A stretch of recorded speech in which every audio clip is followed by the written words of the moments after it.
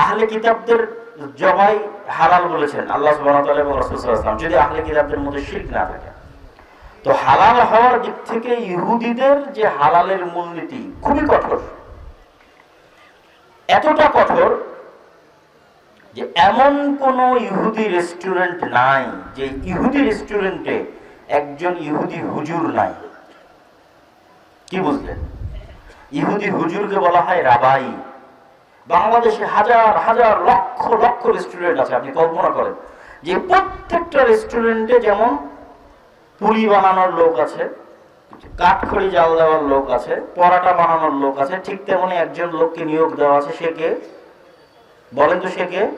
হুজুর, ইহুদি হুজুর, রাবাই। কেন নিয়োগ দেওয়া আছে? শুধু হালাল মেনটেন করবে। ওদের হালালের নাম হচ্ছে কৌশার ফুড, হালাল মেনটেন করবে। ডিমটা ভেঙে দিবে ইহুদি হুজুর, মুরগিটা জবাই করে দিবে ইহুদি হুজুর। কথা বুঝতে পেরেছেন? এবং প্রত্যেকটা সিস্টেম হালাল অনুযায়ী মেনটেন হচ্ছে কিনা তা তদারকি করার জন্য প্রত্যেকটা রেস্টুরেন্টে একজন ইহুদি হুজুর আছে। কি পরিমাণ তার দিনের উপর কট্টর হলে হালাল খাওয়ার জন্য প্রত্যেকটা রেস্টুরেন্টে আলাদা একজন ইহুদি হুজুর, যার কোনো কাজ নাই, শুধু বসে থেকে দেখবে যে হালাল হচ্ছে কিনা। কি পরিমাণ নিজের দিনের উপর কট্টর হলে। তাহলে কেন আমি তাদেরকে খারাপ বলছি? যে ভাই ইহুদিরা, তাহলে আপনি খুব প্রশংসা করলেন, খারাপ কেন? খারাপ কেন সেটাও বলে দিচ্ছি। আল্লাহ সুবহানাহু ওয়া তাআলা কোরআন মাজিদে বলেছেন খ্রিস্টানরা হচ্ছে পথভ্রষ্ট, ইহুদিরা হচ্ছে অভিশপ্ত। গায়রিল মাগদুবি আলাইহিম ওয়ালাদ-দাল্লিন। এই মাগজুব, অভিশপ্ত হচ্ছে ইহুদি, পথভ্রষ্ট হচ্ছে খ্রিস্টান। এই জন্য যুগে যুগে যত মানুষ মুসলমান হয়েছে খ্রিস্টান থেকে মুসলমান হয়েছে। কিয়ামত পর্যন্ত যত মানুষ মুসলমান হবে খ্রিস্টান থেকে মুসলমান হবে। কেন? ও তো সত্য জানতোই না। সত্য জানলে মানবে, সত্য জানেই না তো কি করবে? জানলেই মানবে। এই জন্য আপনি যে কোনো খ্রিস্টানকে দ্রুত ইসলাম গ্রহণ করাতে পারবেন। সত্য জানে না, জানলেই মানবে। আর মুসলমানদের সাথে ইহুদিদের পার্থক্য হচ্ছে মুসলমানেরাও সত্য জানে, ইহুদিরাও সত্য জানে। মুসলমানেরাও সত্য জানে, ইহুদিরাও সত্য জানে।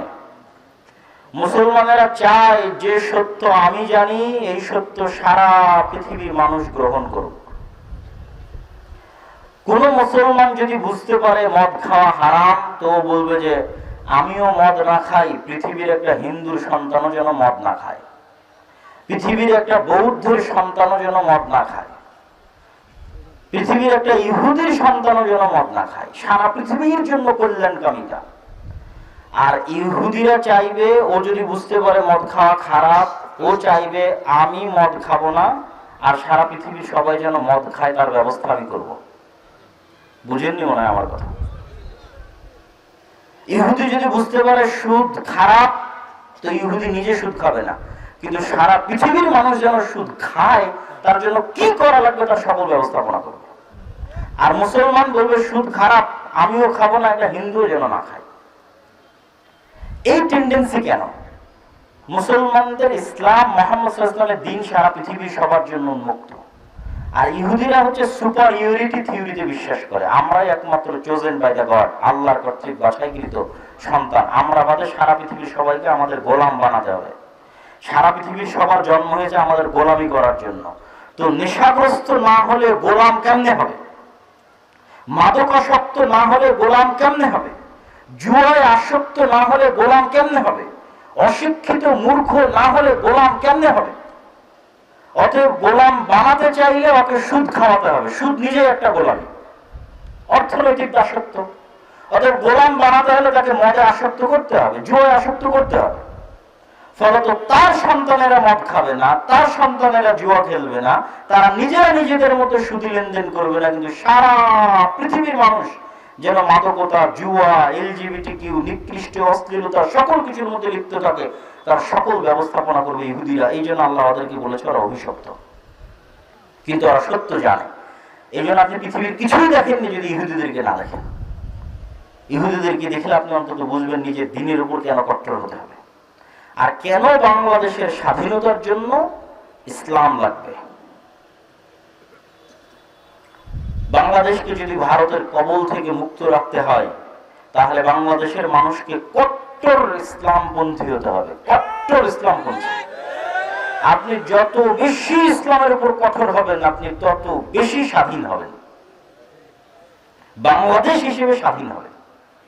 দুই, বাংলাদেশের ইতিহাস, ঐতিহ্য, সংস্কৃতির প্রতি ভালোবাসা লাগবে। আমরা বহুদিন বক্তব্য দিয়ে এসেছি, আমরা জানি না এত দ্রুত পট পরিবর্তন হবে, বাংলাদেশের ছাত্র জনতা এত দ্রুত শিখবে, কিন্তু আমি বক্তব্য দিতেই থেকেছি বাংলাদেশের ইতিহাসের উপর, যে বাংলাদেশের জন্ম 1971-এ নয়।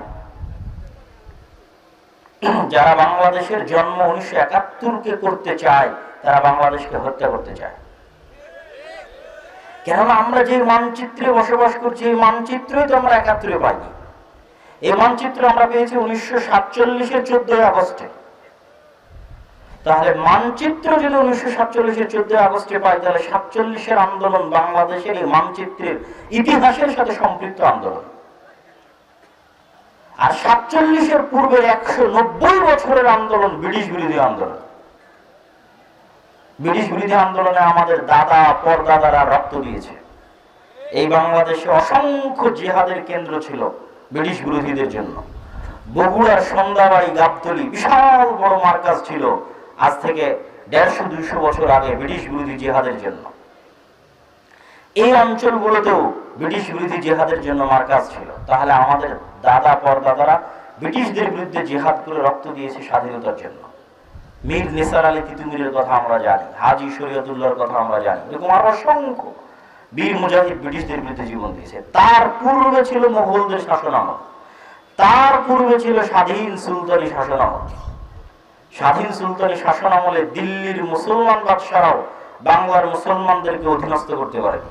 তাহলে 1000 বছরের ইতিহাসকে যদি আপনি কানেক্ট না করেন, তাহলে বাংলাদেশের ইতিহাস ঐতিহ্য তৈরি হবে না। এই 1000 বছরের ইতিহাস ঐতিহ্যকে কানেক্ট করতে পারা হচ্ছে ভারতের আধিপত্যবাদের বিরুদ্ধে বাংলাদেশের মুসলমানদের জিহাদ। এই জন্য নিজেদের ইতিহাসকে ধারণ করতে হবে, নিজেদের ইতিহাসকে শিখতে হবে। সম্মানিত উপস্থিতি, সামগ্রিকভাবে ইসলামের বিজয় সম্ভব কয়েকভাবে। এখানে বিস্তারিত লেখা আছে আল ইসলামের সম্পাদকীয়তে। 4টা পয়েন্ট এখানে তুলে ধরা আছে। ব্যাপক দাওয়াতি কাজ করা, সমাজ ও দেশের সাথে সম্পৃক্ত থাকা, শক্তিশালী প্রতিষ্ঠান তৈরি করা, কলোনিয়াল গোলামীর মাইন্ড সেটআপ থেকে বের হয়ে আসা। এই প্রত্যেকটা পয়েন্টের উপর সংক্ষিপ্ত ব্যাখ্যা করে বক্তব্যের শেষের দিকে চলে যাব। ব্যাপক দাওয়াতি কাজ কেন বললাম? আজকে এখন যদি আল্লাহ সুবহানাহু ওয়া তাআলা কাউকে নবী করে পাঠাতেন, তো নবীর কাজ কি হতো বলেন? কি হতো জোরে বলেন তো? দাওয়াত দেওয়া। প্রত্যেক নবীকে আল্লাহ দাওয়াত দিয়ে তৎকালীন রাষ্ট্রনেতার কাছে পাঠিয়েছে, ছোটখাটো কারো কাছে পরে। ইব্রাহিম আলাইহিস সালাতু ওয়াস সালাম ডাইরেক্ট হিট করেছে নমরুদকে। মুসা আলাইহিস সালাতু ওয়াস সালাম সরাসরি হিট করেছে তৎকালীন সর্বোচ্চ শাসক ফিরআউনকে। আর মুহাম্মদ সাল্লাল্লাহু আলাইহি সাল্লাম হিট করেছে তৎকালীন মক্কার কাফের মুশরিকদের সর্দার আবু জাহাল, আবু লাহাবকে। তো দাওয়াতের কোনো বিকল্প নাই। দাওয়াত আগেও ছিল, এখনো আছে, ভবিষ্যতেও থাকবে। নূহ আলাইহিস সালাতু ওয়াস সালাম 950 বছর দাওয়াত দিয়েছে। এখানে গ্রাউন্ড তৈরি করতে হবে। এখানে যদি আপনি ইসলামকে সামগ্রিকভাবে বিজয় করতে চান, তাহলে গ্রাউন্ডে যদি কাজ না করেন, মানুষের মানসিকতা যদি তৈরি না হয়, তাহলে এখানে ইসলাম ক্ষমতা এসেও টিকতে পারবে না। আর গ্রাউন্ড প্রস্তুত করার জন্য দাওয়াতি কাজের কোনো বিকল্প নাই। এই জন্য প্রত্যেক মানুষকে মনে করতে হবে, কুনতুম খায়রা উম্মাতিন উখরিজাত লিন-নাস তা'মুরুনা বিল মা'রুফ ওয়া তানহাউনা আনিল মুনকার। তোমরাই সর্বশ্রেষ্ঠ উম্মত, তোমাদেরকে আল্লাহ দায়িত্ব দিয়েছেন নবীর অবর্তমানে দাওয়াতি কাজ করার জন্য। সৎ কাজের আদেশ দিবে, অসৎ কাজে বাধা দিবে। এটা সকল মুসলমানের জিম্মেদারি, সৎ কাজে আদেশ দেওয়া, সৎ কাজে বাধা দেওয়া। আমাদের দাওয়াত কেন কাজে লাগে না? আমাদের দাওয়াত কাজে না লাগার সবচেয়ে বড় কারণ হচ্ছে আমাদের দাওয়াতের সাথে ইখলাস থাকে না, আমাদের দাওয়াতের সাথে সবর থাকে না, আমাদের দাওয়াতের সাথে উত্তম আচরণ থাকে না। ইখলাস থাকে না বলতে, আমরা যদি ডক্টর ইউনূসের কাছে দাওয়াত নিয়ে যাই, তবুও আমার কোনো না কোনো স্বার্থ আছে। গত 16 বছর যত আলেম ওলামা সরকারের কাছে গেছে, কোনো না কোনো স্বার্থ ছিল। কারো কাজের দরকার, কারো চাকরির দরকার, কারো মসজিদে ইমামতির দরকার, কারো মুয়াজ্জিনের দরকার, কারো মাদ্রাসায় সহযোগিতার দরকার। কেউ নিঃস্বার্থভাবে ইসলামের দাওয়াত নিয়ে যায়নি। তো প্রথম কি করতে হবে? ইখলাসের সাথে নিঃস্বার্থভাবে, আপনার কাছে কিছু চাই না, একমাত্র ইসলামের রিপ্রেজেন্টেটিভ হিসেবে দাওয়াত নিয়ে যেতে হবে। 2 নম্বর হচ্ছে সবর লাগবে, ধৈর্য লাগবে, উত্তম আচরণ লাগবে। ফেরাউনের মতো কাফেরের সাথে মুসা আলাইহিস সালাম যদি উত্তম আচরণ করে, তাহলে আমরা আমার আরেক মুসলিম ভাইকে কাফের, মুশরিক, বেদাতি বলে যদি গালি দেই, তাহলে দাওয়াত হবে? কোশ্চেন করো, দাওয়াত হবে না। এই খারাপ আচরণ থেকে বের হয়ে আসতে হবে। 2 নম্বর পয়েন্ট নির্ধারণ করা আছে সমাজ ও দেশের সাথে সম্পৃক্ত থাকা। আমাদের নবী মুহাম্মদ সাল্লাল্লাহু আলাইহি ওয়াসাল্লাম গবেষকও ছিলেন না, লেখকও ছিলেন না। কেন? তিনি পড়াও জানতেন না, লেখাও জানতেন না। আল্লাহর পক্ষ থেকে কোরআন অবতীর্ণ হতো, সেই কোরআনের জ্ঞান মানুষের মধ্যে ছড়িয়ে দেওয়ার জন্য মানুষের সাথে সম্পৃক্ত থাকতেন। সমাজের মানুষের দুঃখ, কষ্ট, সুখ, দুঃখ প্রত্যেকটা জিনিসের সাথে সম্পৃক্ত। কার বাড়িতে মারা গেল, কার বিয়ে হলো, কে অসুস্থ হলো, প্রত্যেকটা মানুষের খোঁজ নিতেন। আর আমরা আলেম ওলামারা মাদ্রাসার 4 দেওয়ালের মধ্যে সীমাবদ্ধ, মসজিদের ইমামতি খুতবার মধ্যে সীমাবদ্ধ, লেখালেখি গবেষণার মধ্যে সীমাবদ্ধ, লাইভ ভিডিও বক্তব্যের মধ্যে সীমাবদ্ধ। সমাজের সাথে আমাদের কোনো সম্পর্ক নেই। সমাজের সাথে সম্পর্ক বিহীন অবস্থায় আপনি কোশ্চেন কালো ইসলামকে সামগ্রিকভাবে বিজয়ী করতে পারবেন না। আফগানিস্তানে আজকে ইসলাম ক্ষমতায় এসেছে কিভাবে? আফগানিস্তানে ইসলাম ক্ষমতায় আসার যদি আপনি 2টা মূলনীতি দেখেন, তাহলে যেটা দিয়ে বক্তব্য শুরু করেছিলাম, যে ন্যায়পরায়ণতা, সত্যবাদিতা। আমাদের মুসলমানদের সবচেয়ে বড় সমস্যা হচ্ছে আমরা ন্যায়পরায়ণতা আর সত্যবাদিতায় পিছিয়ে আছি। নামাজ কিন্তু অনেকেই পড়েন, পর্দাও মা বোনেরা অনেক রাখেন, কিন্তু সত্যবাদী এবং ন্যায়পরায়ণ হওয়াতে পিছিয়ে আছে। আর দলিল কোথায়? আপনাকে দিই। রাসূলুল্লাহ সাল্লাল্লাহু আলাইহি ওয়াসাল্লাম বলেন, আরবাউন মান কুন্না ফীহ, 4টা বৈশিষ্ট্য যার মধ্যে থাকবে ও খাঁটি নির্ভেজাল মুনাফিক। 4টা বৈশিষ্ট্য যার মধ্যে থাকবে ও খাঁটি নির্ভেজাল মুনাফিক। সেখানে রাসূল সাল্লাল্লাহু আলাইহি ওয়াসাল্লাম বলেননি যে পর্দা করলো না সে মুনাফিক, যে অবৈধ সম্পর্কে লিপ্ত হলো সে মুনাফিক, যে মদ জুয়া লিপ্ত হলো সে মুনাফিক। এগুলো খারাপ, কিন্তু এগুলোর চাইতেও ভয়ঙ্কর খারাপ কি? এগুলোর চাইতেও ভয়ঙ্কর খারাপ হচ্ছে কথা বললে মিথ্যা বলা। এগুলোর চাইতেও ভয়ঙ্কর খারাপ হচ্ছে আপনাকে কোনো কিছু আমানত দেওয়া হলো, আপনি তার খেয়ানত করলেন। OC, DC, SP, sub registrar, AC land, অধিকাংশ দায়িত্বশীল তাদের পদের আমানতের সাথে খেয়ানত করে। অথচ সবাই দেখবেন এরকম বড় বড় জালসার প্রধান অতিথি, বিশেষ অতিথি, দানবীর, কোটি টাকার মালিক, অথচ নিজ নিজ দায়িত্বের জায়গায় আমানতের সাথে খেয়ানত করতেছে। তাহলে ইসলামকে তারা কি বানিয়েছে? ইসলামকে তারা নিজেদের মুনাফিকি ঢাকার জন্য আমলের অস্ত্র বানিয়েছে। বলে আমি অনেক বড় হাজি, তুমি তো পাক্কা মুনাফিক। কিন্তু হজ করেছে কেন? মুনাফিকি ঢাকার জন্য। ও তো ওসি হিসেবে, ডিসি হিসেবে কোটি কোটি টাকা ঘুষ নিয়েছে।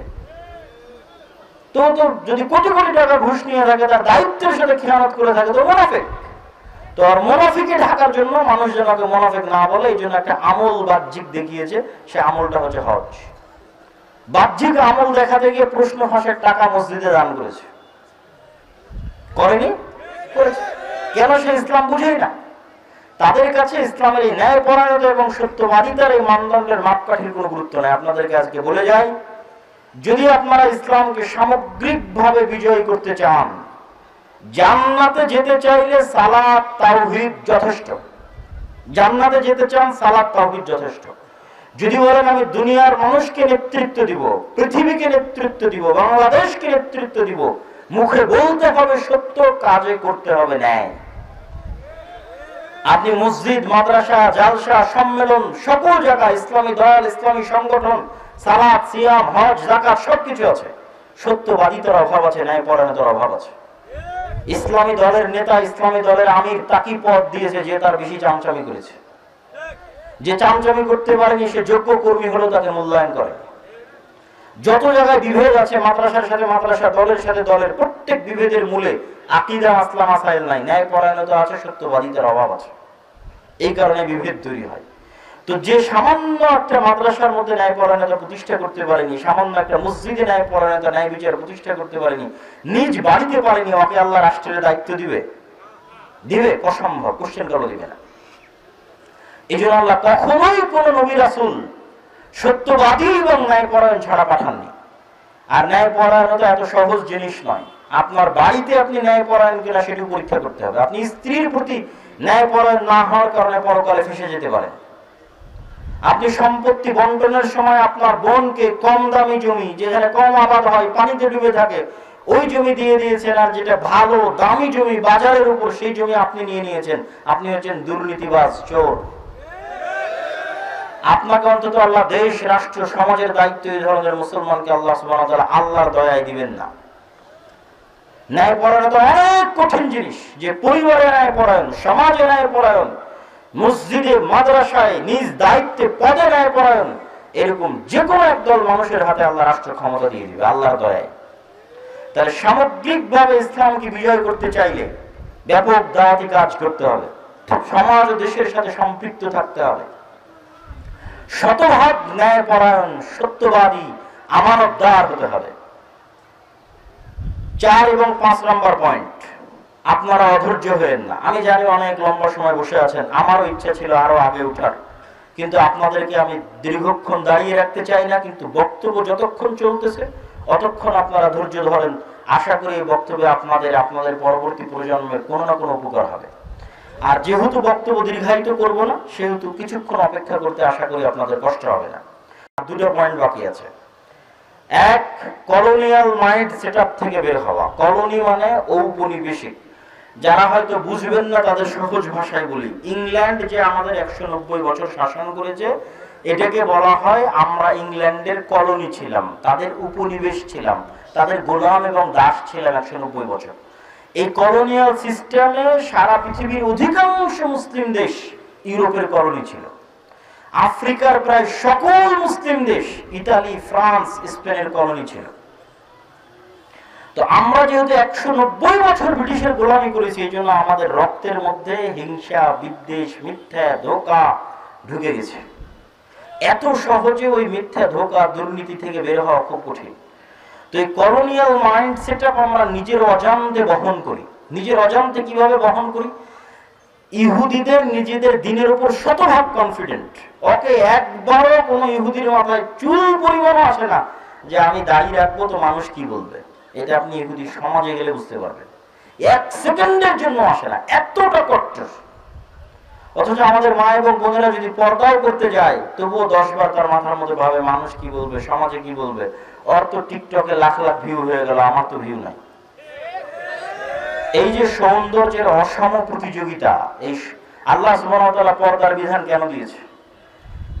মা এবং বোনদেরকে এই ধরনের ফ্রাস্ট্রেশন, হতাশা থেকে বাঁচার জন্য। সবাইকে তো আল্লাহ সুন্দর করে তৈরি করবে না, কিন্তু আপনি যদি সৌন্দর্যের প্রতিযোগিতা শুরু করেন, তাহলে যেই সমস্ত মেয়েদের চেহারা আল্লাহ সুন্দর করেনি তারা হতাশ হয়ে যাবে। একজনের টিকটকে লক্ষ লক্ষ ভিউ হচ্ছে, আর একজনের একটাও ভিউ হয় না, সে তো আত্মহত্যা করবে এবং করছেও। তাহলে এই যে সৌন্দর্যের অসম প্রতিযোগিতা, এটা মনের মধ্যে কি নিয়ে আসে? হেজিটেশন, দ্বিধা, দ্বন্দ্ব। কিন্তু আপনি যদি নিজের দিনের উপর শক্ত, অটল, কট্টর হতেন, আমি আব্দুল্লাহ কি বলছি সেটার জন্য নয়, আর এক পুরুষ আপনার জন্য কি ভাবছে, কি বলছে সেটার জন্য নয়, সমাজের মানুষ কি বলবে তার জন্য নয়, দেশের মানুষ কি বলবে, শ্বশুর বাড়ির লোক কি বলবে তার জন্য নয়, আপনিও আল্লাহর গোলাম, আমিও আল্লাহর গোলাম। আল্লাহর গোলাম হওয়ার দিক থেকে একজন নারী আর একজন পুরুষ সমান। ইয়া আইয়ুহান নাস উবুদু রাব্বাকুম আল্লাযী খালাকাকুম মিন নাফসিন ওয়াহিদা। হে দুনিয়ার মানুষ, তোমরা ইবাদত করো ওই আল্লাহর, যিনি তোমাদেরকে সৃষ্টি করেছেন একজন নারী এবং একজন পুরুষ থেকে। ওয়াবাসসা মিনহুমা রিজালান কাসীরা, আর একজন নারী এবং পুরুষ থেকে সারা পৃথিবীর সব মানুষকে আল্লাহ সুবহানাহু ওয়া তাআলা সৃষ্টি করেছেন। তো আল্লাহর গোলাম হওয়ার দিক থেকে একজন নারী আর একজন পুরুষ সমান। তো আল্লাহর আদেশ হচ্ছে আপনাকে পর্দা করতে হবে। মানুষ কি বললো সেটা ম্যাটার করে না, সমাজের মানুষ কি বললো সেটা ম্যাটার করে না। আপনি আল্লাহর আদেশ মানতে গিয়ে আপনি নিজেকে পর্দার আড়ালে রাখবেন, নিজেকে আল্লাহ সুবহানাহু ওয়া তাআলার আদেশের সামনে মাথা নত রাখবেন, সালাত আদায় করবেন। আপনাকেও মরতে হবে, একজন নারীকেও মৃত্যুবরণ করতে হবে, একজন পুরুষকেও মৃত্যুবরণ করতে হবে। এখানে নারী এবং পুরুষের দ্বন্দ্বের কিছু নাই। সম্মানিত উপস্থিতি, তো যেটি বলছিলাম, কলোনিয়াল মাইন্ড সেটআপ, নিজের অজান্তে আমরা ঔপনিবেশিক গোলামি বহন করি। তার দুই একটা উদাহরণ বলি। ইংরেজি যে জানে তাকে আমরা কেন স্মার্ট মনে করি? আমি ইংরেজি জানাকে নিরুৎসাহিত করছি না, জানতে হবে, যুগে পৃথিবীতে ইংরেজি চলতেছে। কিন্তু আমি যখন ইংল্যান্ড থেকে স্পেনে প্রবেশ করলাম, ইতালিতে গেলাম, ফ্রান্সে গেলাম, স্পেনের এমনও এয়ারপোর্ট পেয়েছি যে এয়ারপোর্টে এক্সিট কথাটাও ইংরেজিতে লেখা নাই। এয়ারপোর্টের দায়িত্বশীল কর্মকর্তা পর্যন্ত ভালো মতো ইংরেজি জানে না। কেন? স্প্যানিশরা জাতিগত হিসেবে আত্ম অহমিকা আছে, ইতালির জাতিগত আত্ম অহমিকা আছে, ফ্রান্স জার্মানির জাতিগত আত্ম অহমিকা আছে। আমি ফ্রান্সের মানুষ, আমি ইংল্যান্ডের ইংরেজি শিখবো, এটা ওদের জন্য অপমানকর। আমি স্পেনের মানুষ, ইংল্যান্ডের ইংরেজি শিখবার জন্য অপমানকর। তখন আপনি বুঝবেন যে একটা জাতি যদি গোলাম হয় তার মন মানসিকতা কেমন হয়, আর একটা জাতি যদি স্বাধীন হয় তার মন মানসিকতা কেমন হয়, তখন তুলনা করতে পারবেন। তো এটা মিলবে কোথায় গিয়ে? আরো মিলবে ওই যে আফ্রিকার মুসলিম দেশগুলো আছে, ওই মুসলিম দেশগুলোরও সেকেন্ড ল্যাঙ্গুয়েজ ফরাসি। তাহলে হাজার হাজার কিলোমিটার দূরে বাংলাদেশ, পাকিস্তান, ভারতের সেকেন্ড ল্যাঙ্গুয়েজ ইংরেজি, আর হাজার হাজার কিলোমিটার দূরে আফ্রিকার এক মুসলিম দেশের সেকেন্ড ল্যাঙ্গুয়েজ ফরাসি। কেন? ওই আফ্রিকার মুসলিম দেশ ছিল ফ্রান্সের গোলাম, এরা ছিল ইংল্যান্ডের গোলাম। এই হলো কলোনিয়াল ঔপনিবেশিক শাসন ব্যবস্থা। 200 বছর চলেছে, ওইটার গোলামি আমরা বহন করে বেড়াই আমাদের রক্তের মধ্যে, মনের মধ্যে, নিজের অজান্তে। এই জন্য কেউ যখন প্যান্ট শার্ট পরে ওকে একটু স্মার্ট লাগে, যে পাঞ্জাবি পরে মাথায় টুপি দেয় ওকে আনস্মার্ট লাগে। আসলে কাপড়ে কোনো স্মার্টনেস আনস্মার্টনেস নাই, কিন্তু ওই যে 190 বছরের গোলামি রক্তের মধ্যে ঢুকে আছে, তার প্রভাব। এই কলোনিয়াল মাইন্ড সেটআপ থেকে যতদিন বের না হতে পারবেন এবং নিজের দিনের উপর কট্টর না হতে পারবেন, ততদিন স্বাধীন হতে পারবেন না। আর সর্বশেষ পয়েন্ট 5 নাম্বার, শক্তিশালী প্রতিষ্ঠান। এই যে শুনলেন ভোটের কথা, এরকম লক্ষ কোটি ভোটারের কোনো দাম নাই, লক্ষ কোটি ভোটারের কোনো ভ্যালু নাই। পঙ্গপালের মতো গণ্য করা হয় লক্ষ কোটি ভোটারকে। 16 বছর ভোটারের কোনো ভ্যালু ছিল?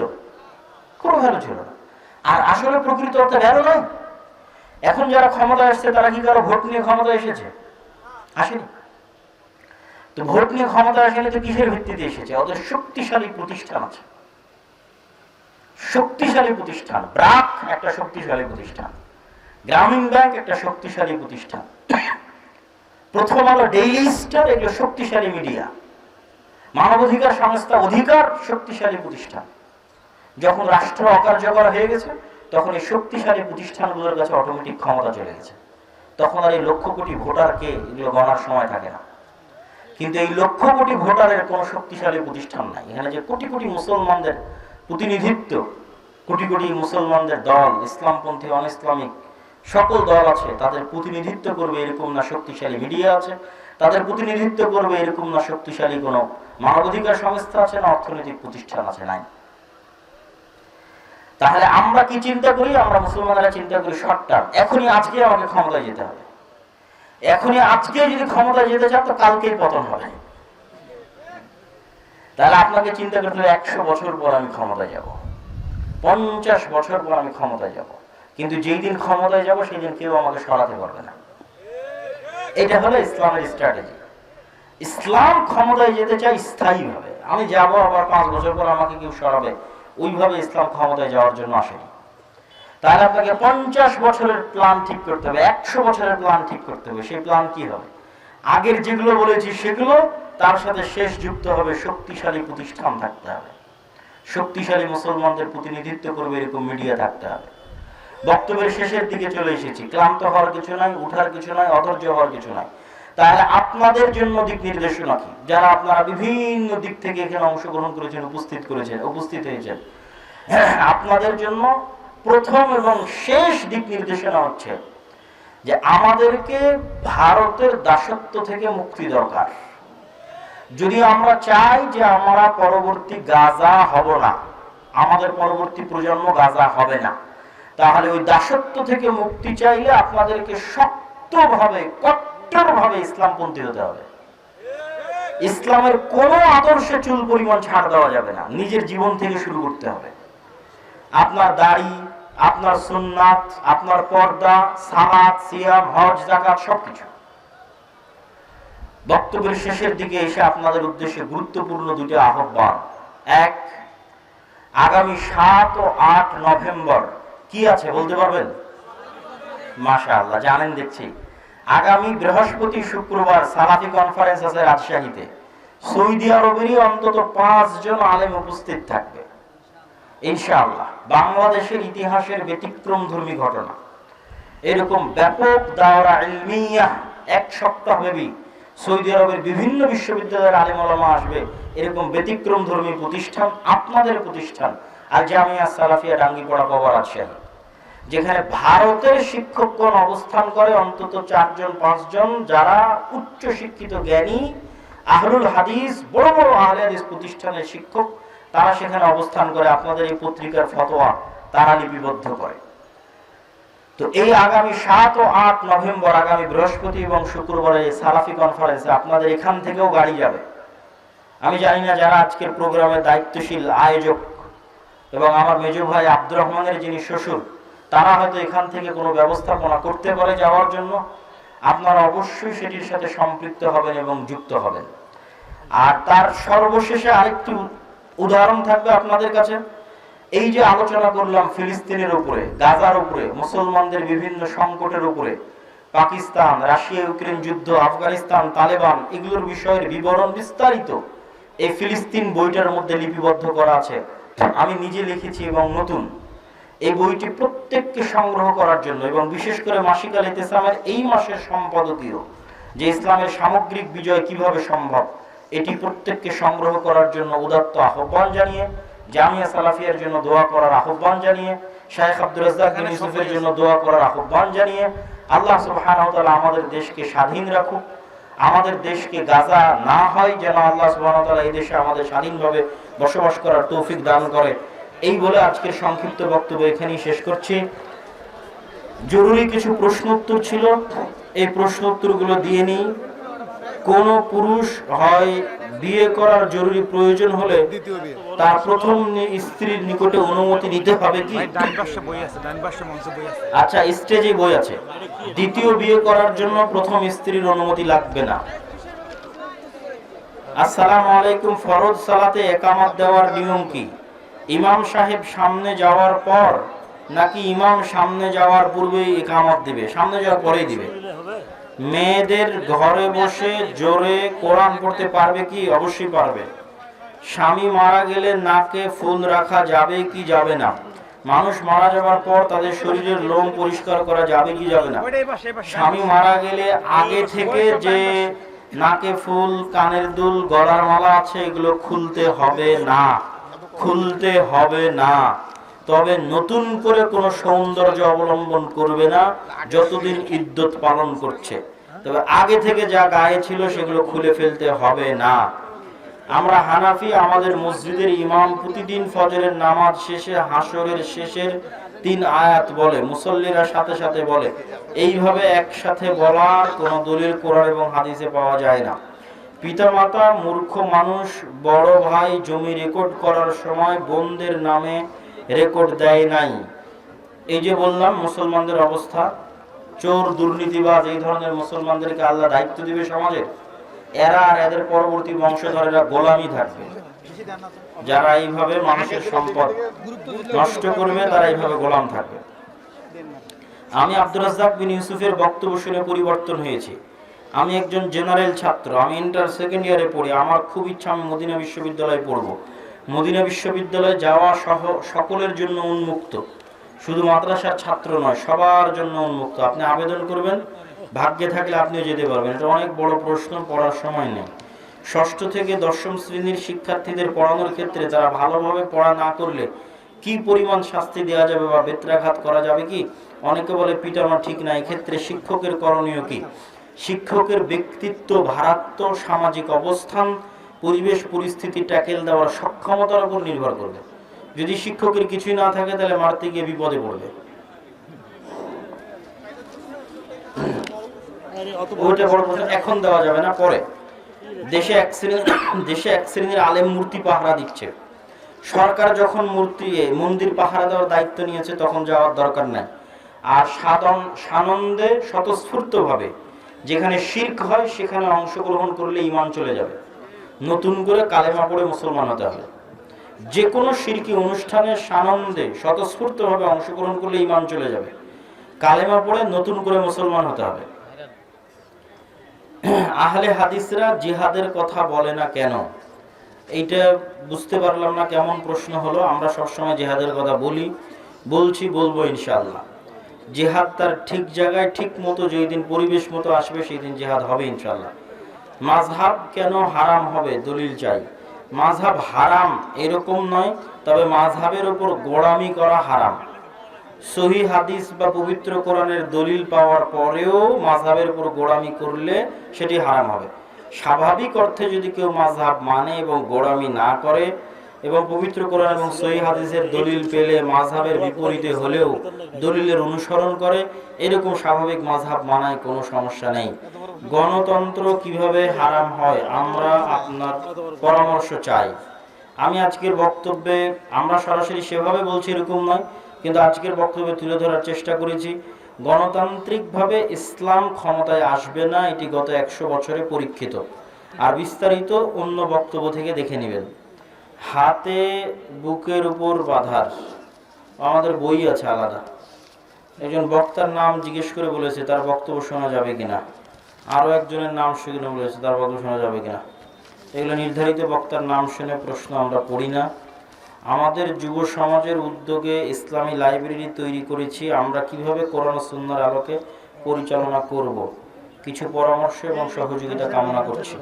তোমরা দাওয়া ইলাল্লাহর সাথে যোগাযোগ করো। আমাদের যে মক্তবগুলো আছে, এখন জাতীয় মক্তব প্রতিযোগিতা চলতেছে। গাইবান্ধারও অসংখ্য প্রতিযোগী জাতীয় মক্তব প্রতিযোগিতায় অংশগ্রহণ করেছে। 400টা মক্তবকে আমরা ট্রেনিং দিয়েছি। তোমরা এই মক্তব প্রজেক্টের সাথে যুক্ত হও। গীবত করা কি বান্দার হক? তাহলে তার ক্ষমা কিভাবে পাবে? গীবত করলে বান্দার হক নষ্ট হয়, ক্ষমা পাবে কিভাবে? আগে যার গীবত করেছে তার কাছে ক্ষমা নেবে।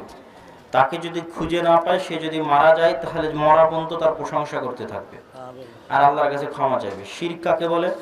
আল্লাহ ব্যতীত অন্য কারো ইবাদত করা, অন্য কারো কাছে কিছু চাওয়া, তাবিজ কবজ, বিভিন্ন কুসংস্কার, বিভিন্ন দিবস, খাম্বা, মূর্তি, নদী নালা, বড় গাছ, যে কোনো কিছুতে কোনো প্রকার কুসংস্কার বিশ্বাস করা, এগুলো সবই শিরক। আমি সালাতে খুব মনোযোগ সহকারে সালাত আদায় করতে চাই, কিন্তু বিভিন্ন চিন্তা চলে আসে। অনেক আগে থেকে সালাতের প্রস্তুতি নিতে হবে, ওযু করে জামাতে মসজিদে গিয়ে সালাত আদায় করতে হবে সুন্নাত সহ সঠিক সময়। আর সালাতে কি পড়া হয় তা মনে রাখার চেষ্টা করতে হবে, আর বারবার নিয়ত শুদ্ধ করার চেষ্টা করতে হবে। কেউ পরিপূর্ণ শতভাগ মনোযোগ দিয়ে সালাত আদায় করবে, এটা অনেক কঠিন, এটা আল্লাহ চায়ও নি। আল্লাহ চায় মানুষের চেষ্টা দেখতে। আপনি চেষ্টা করছেন কিনা, চেষ্টায় আল্লাহ কবুল করবে। চেষ্টায় সফল হতে হবে এমন নয়।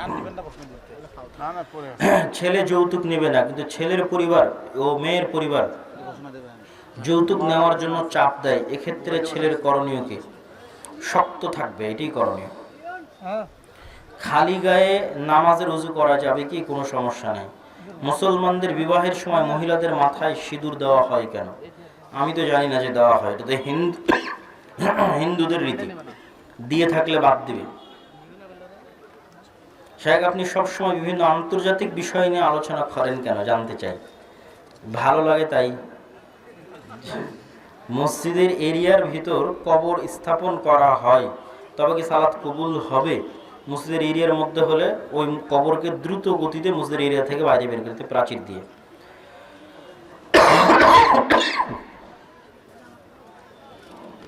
পশ্চিম পান্তাইর তিনতারা প্রধান পড়া, বিশাল লম্বা প্রশ্ন, এগুলো দরকার নেই। আর কোনো যে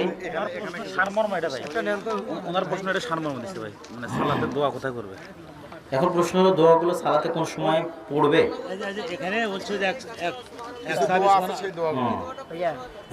মসজিদ মেহরাবের ভিতরে ইমাম দাঁড়িয়ে সালাত আদায় করতে পারবে, কোনো সমস্যা নেই। জামিয়া সালাফে ভর্তির ক্ষেত্রে কি কি যোগ্যতা লাগবে? যে ক্লাসে ভর্তি হবে তার আগের ক্লাসের প্রস্তুতি নিয়ে যাবে, ডিসেম্বরে ফর্ম উঠাবে, 1 জানুয়ারিতে ভর্তি পরীক্ষা দিবে।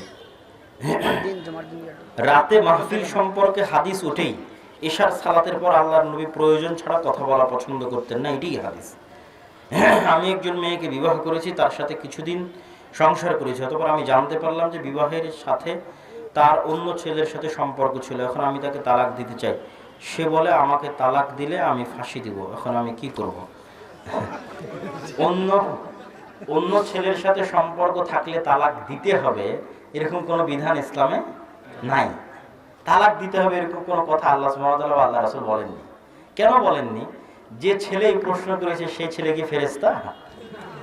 হ্যাঁ, সে ছেলে তো ফেরেশতা নয়। সে কি আর কোনো গুনাহে লিপ্ত হয় না?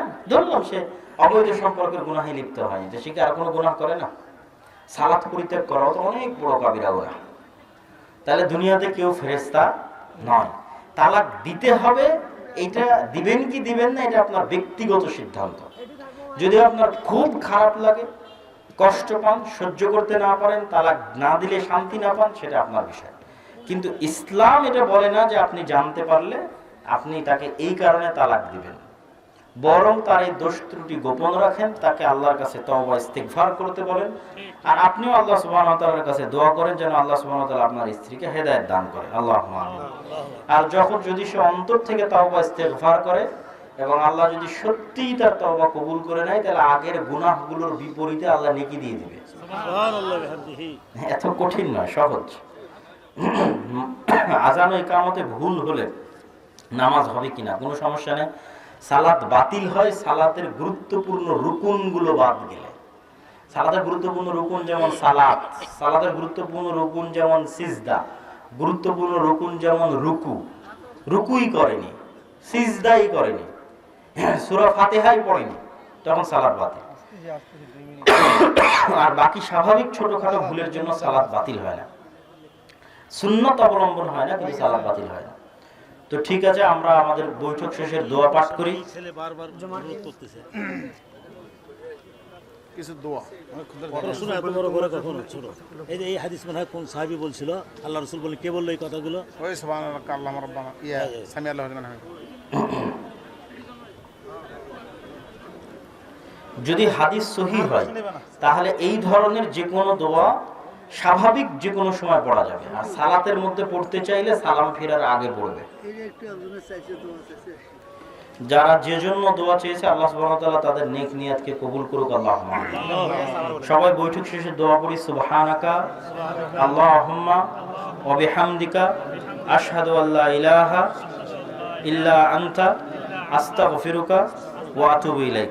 আর বই বা মাসিক আল ইতিসাম, ফিলিস্তিনের বই মাসিক আল ইতিসাম এবং মিন্নাতুল বারি দ্বিতীয় খণ্ড স্টেজে, হাতের ডান পাশে স্টেজে আছে।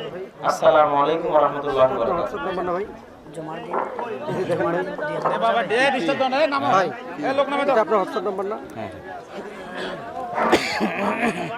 আলহামদুলিল্লাহ, আজকে এই পর্যন্ত এই সময়ে আপনাদের এই সম্মেলনের